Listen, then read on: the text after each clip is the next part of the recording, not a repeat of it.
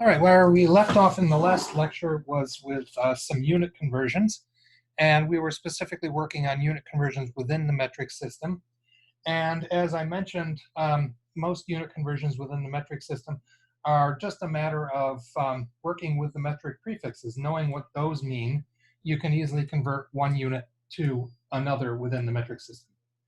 And so just a quick example of a typical type of unit conversion in the metric system. Let's see.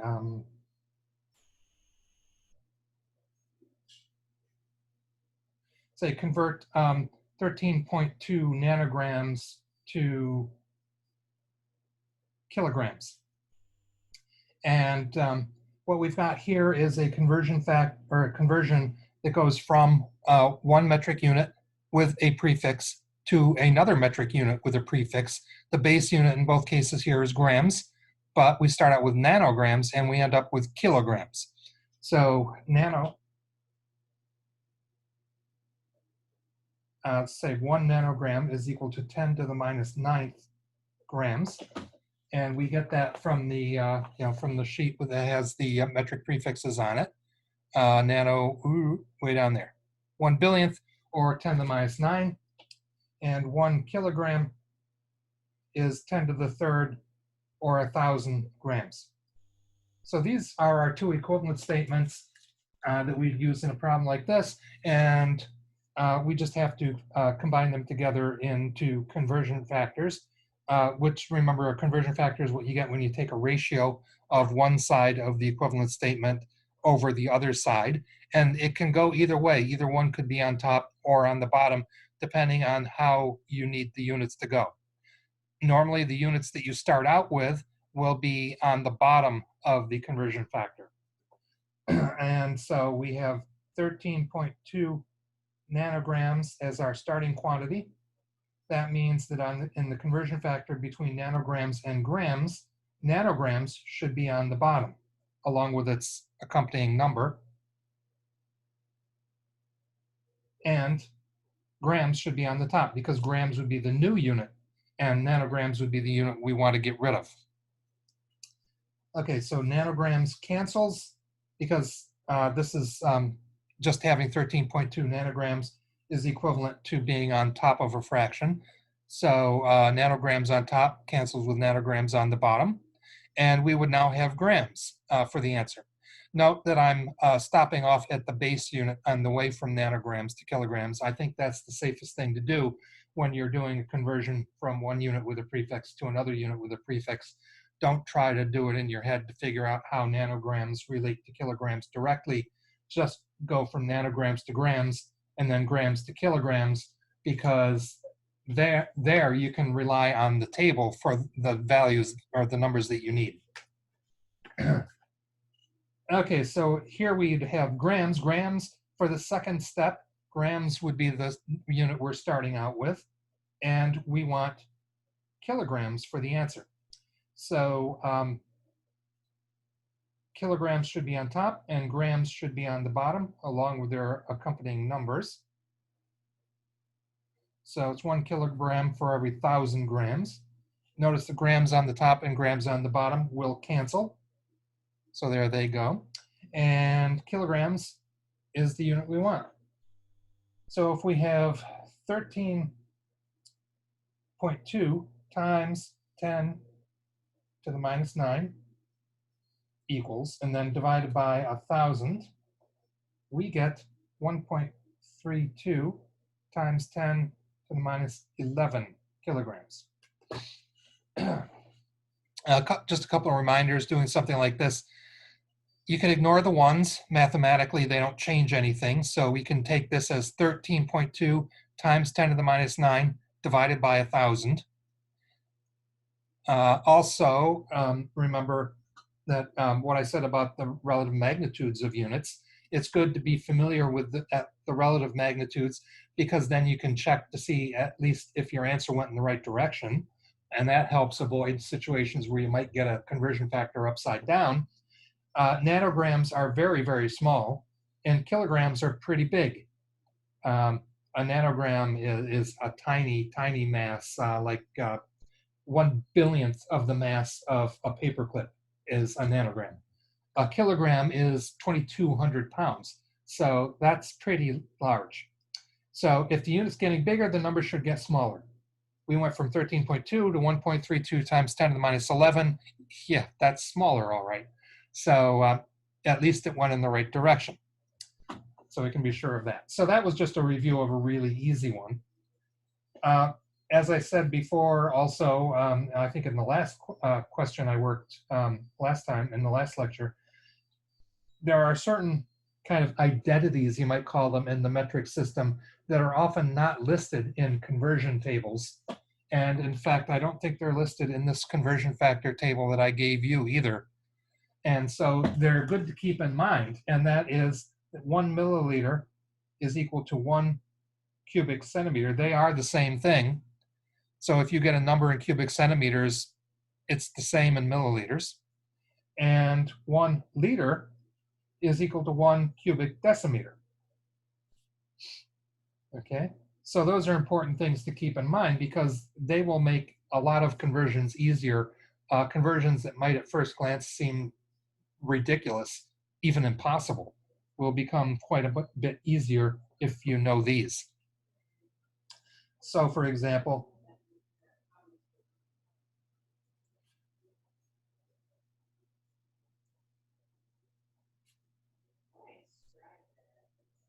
if you want to convert 467.5 centiliters to cubic meters, you know, looking at that, you'd think, what on earth? You think that no way can that be done. But keep in mind, centiliters is a fairly unusual unit. Liters, of course, are units of volume. It is fairly unusual to use the prefix centi with liters, but it's a metric unit, so you can do that. So centiliters is a unit of volume. And length units to the third power, like, for instance, meters to the third power, those would be units of volume also. So it's the same type of measurement, it's just different units, radically different units, units that look very different, but they're really the same type of measurement.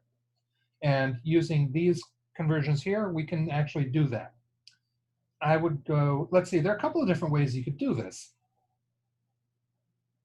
You could go centiliter to milliliter to cubic centimeters to cubic meters, because we know this relationship here. And you can also do it using this one, which I'll show in a moment. But first, using this one, we've got 467.5 centiliters. Actually, centiliters and milliliters both have a prefix, so it would be safer to go to liters first. Centiliters to liters to milliliters, then to cubic centimeters, then to meters. It's getting a lot of steps in it, but sometimes you have to do a lot of steps. Sometimes there's just no way to avoid it.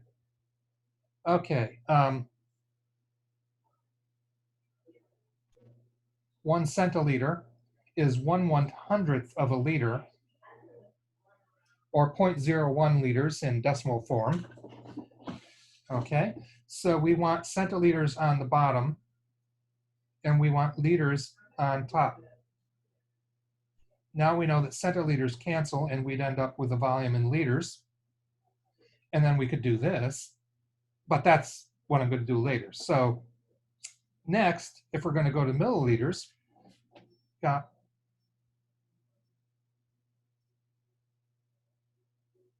1 milliliter is 1/1000th of a liter, or 0.001 in decimal form.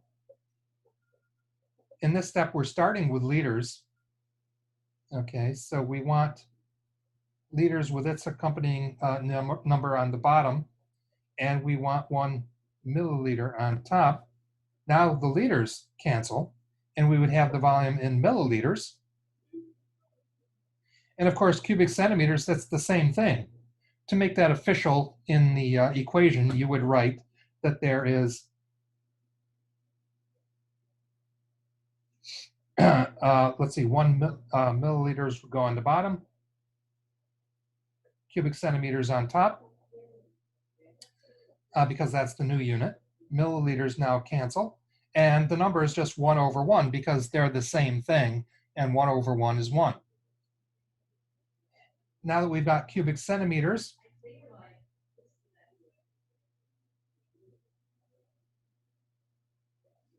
we know that 1 centimeter is 0.01 meters. Now you'll notice that this is cubic centimeters though, and this conversion here is for regular everyday one-dimensional centimeters and meters. I don't off the top of my head know how many cubic centimeters there are in a cubic meter. I could probably figure it out, but I think it would be much safer just to use the conversion for the regular one-dimensional unit and then cube the conversion factor, because you can do that, it works. So if we're going to have centimeters on the bottom, it's 1 centimeter for every 0.01 meters, and then you have to cube it. It wouldn't be a bad idea to maybe circle that number just so you don't forget about it when you multiply everything out, because you got a lot of stuff to do before you even get there. And notice that centimeters to the third power and centimeters to the third power will cancel each other out. Don't cancel the 3 because it still applies to everything else in the parentheses. So we end up with meters to the third power for our unit. That's what we want, so this should work out. If we take the number 467.5, okay, times 0.01, oops, then divided by 0.001, because that's on the bottom.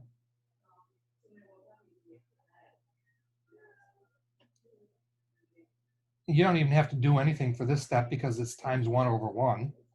And then times 0.01 raised to the third power.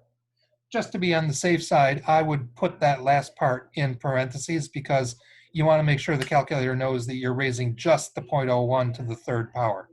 It probably would know that, but just to be on the safe side, you can do that. And we get 0.004675 cubic meters. And let's see now with the significant figures, we've got 1, 2, 3, 4 here.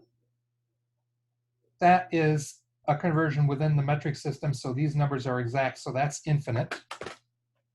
So let's write it up here. 4 significant figures. Infinite significant figures again.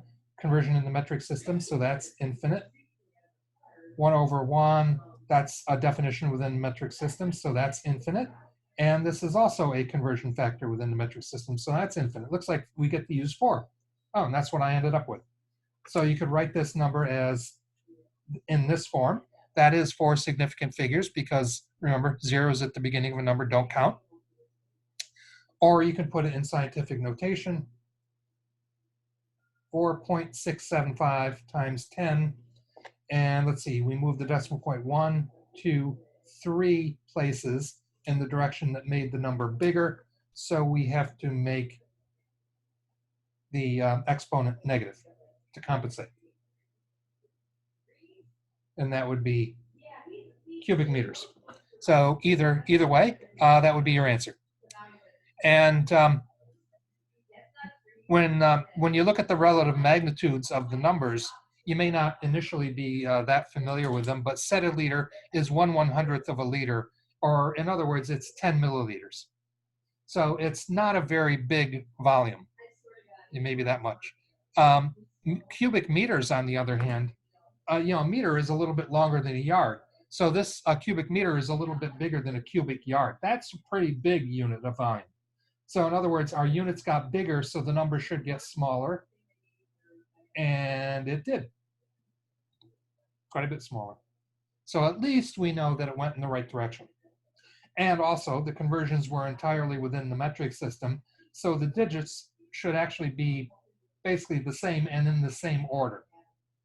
The decimal point moves. Really, that's the only change for most of the conversions in the within the metric system. And so that's exactly what happened.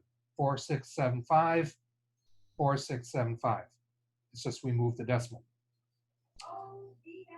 Okay, so that's I think an overview, pretty good overview of conversions within the metric system. What we haven't seen a lot of yet is conversions between English and metric.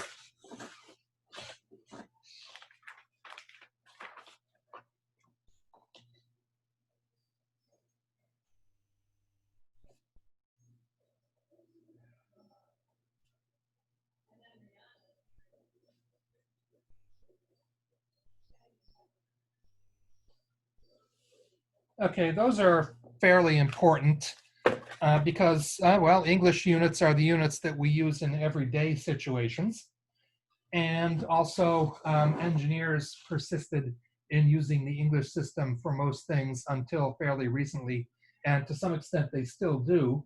That's largely because of the kinds of things engineers do. They work with bridges and roads and water systems and things like that that were built years and years ago when no American ever thought twice about the metric system. Even scientists were still using inches and pounds. They basically, engineers stayed with the English system for a long time because everything they worked with was in English, was measured in English units. They've, for newer construction anyway, they've started using metric for most things now. But yeah, there's still a lot of English units used in engineering. So we need to know how to go from English units to metric units, so that once we're in the metric system, then we can actually do stuff with them like we normally do in physics. Okay, so the English to metric conversions are the kinds of things that are on the conversion factor sheet. You'll notice in each case, in almost every case, there will be at least one metric unit and at least one English unit. Sometimes they go back and forth. You got like miles and feet and kilometers here. But miles and feet are English and kilometers are metric. So you've got both of them here. So the conversion factors between English and metric, that's the kind of thing that you'll find on the conversion factor sheet. And it has a lot of stuff there, which makes stuff a lot easier.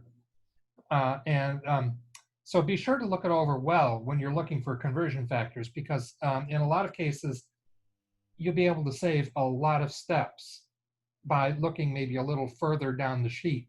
And particularly for things like speed, when you have to convert from something like miles per hour to meters per second, which is a fairly common thing we might have to do in physics, you can convert miles to meters and then come back to convert hours to seconds.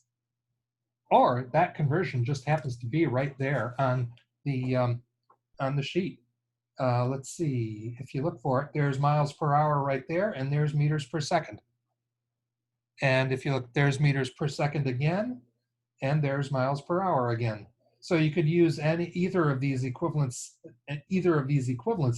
to come up with conversion factors. Oh, and there's a mile per hour, and there's a meter per second. So there are three different possibilities for coming up with conversion factors that would work in one step, going from miles per hour to meters per second. So, looking at some of those, we could say something fairly similar.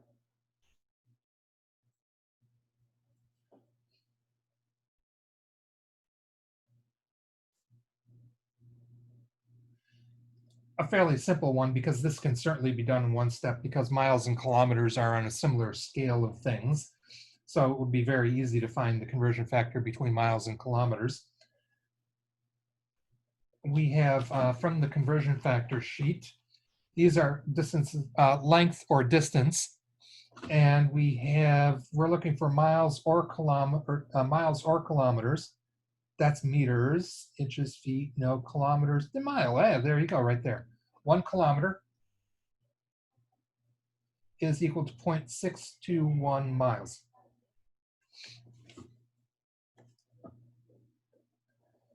Okay, so your conversion factor is going to be 1 kilometer over 0.621 miles, or 0.621 miles over 1 kilometer.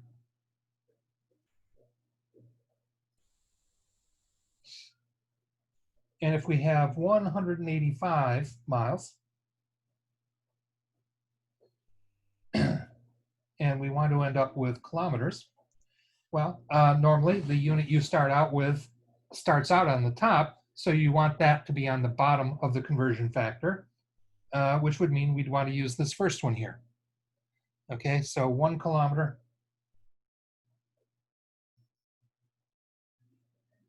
over 0.621 miles. Miles will cancel, and all we have to do is take 185 divided by 0.621, and we end up with 297.90666023. From that, you may have gleaned that that's probably too many significant figures. That's what your calculator gives you, though. So let's look. Oh, this is easy. 3 significant figures here, 3 significant figures there. So 3 significant figures here. 297 can stay, but everything from the decimal point on has to go. Note, though, that the first number we're dropping is a 9. And if the first number you're dropping is 5 or greater, then the previous number has to go up by 1. So 297.9 blah, blah, blah becomes 298 kilometers. So that would be your answer. Okay.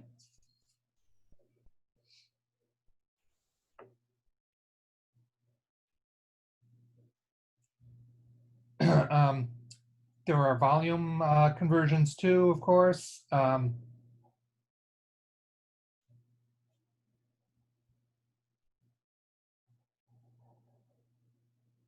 Okay, we're keeping it easy, so I'll do this one.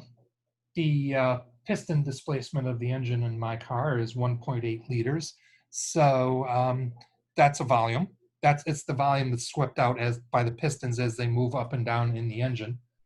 But you could express that in any other volume unit you want, for instance, gallons.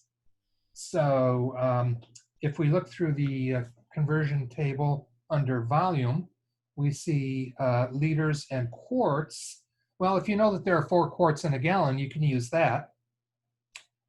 Cubic inches, cubic centimeters. Here we go, right there. 1 gallon, 3.786 liters.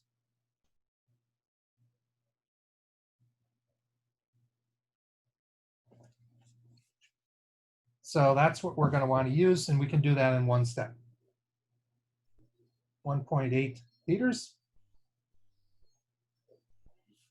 For this, we're going to have conversion factors of either 1 gallon over 3.786 liters, or 3.786 liters over 1 gallon. We started out with liters, so we want the one that has liters in the denominator, which is the first one. So it's 1 gallon over 3.786 liters. And that should give us gallons. Liters cancel, as you can see here, and 1.8 divided by 3.7826 gives us 0.475863163, and that's obviously too many significant figures. So let's see, this is 4, we've only got 2 here, so if 4 and 7 can stay, 5, 8, and then, and numbers after that all have to go. Since the first number you're dropping is a 5, that means it has to go up to 0.48 gallons. Now, I mentioned a moment ago, that you could also do use the fact that 1 liter is 1.057 quarts.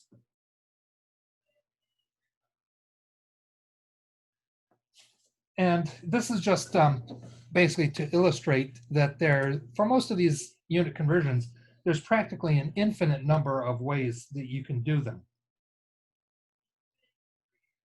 As I think I mentioned, you usually try to use the fewest steps possible, but it's not wrong if you don't. So this requires one more step than the previous approach, but it's just as correct. So if we start with 1.8 liters and we want to end up with quarts, you're going to look for the one that has liters on the bottom, the conversion factor that has liters on the bottom.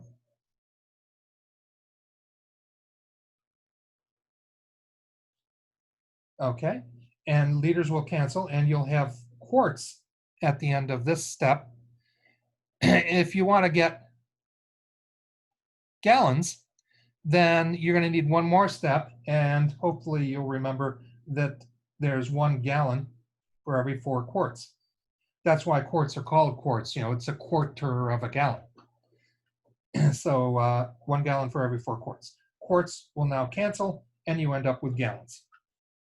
If you take 1.8 and times 1.057 divided by 4, you end up with 0.47565, which rounded off to 2 significant figures is 0.48. So we get the same answer either way. It's just, you know, it's just the number of steps and which conversion factors you want to use. And wow, that went fast. I see we're at the end of the first segment right now, so we'll take a break and I'll see you again in a moment.